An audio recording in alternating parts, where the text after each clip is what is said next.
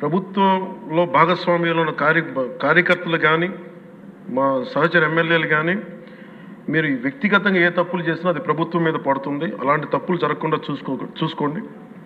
అలాంటివి జరిగితే మటుకు నేను ఎవరైనా స్థనామనం లేకుండా నాకు వాళ్ళకి సిస్టమ్ పనిచేస్తూ ఉంటుంది. అది మీరు అర్థం చేసుకోండి. నేను ఏ ఉద్దేశంతో చెప్తానని చెప్పారు అధ్యక్ష. ఇలాంటి తప్పులు జరిగితే అవి వ్యక్తులు చేసిన తప్పులు పార్టీలకు కానీ ప్రభుత్వానికి కానీ చెడ్డ పేరు రాకూడదు.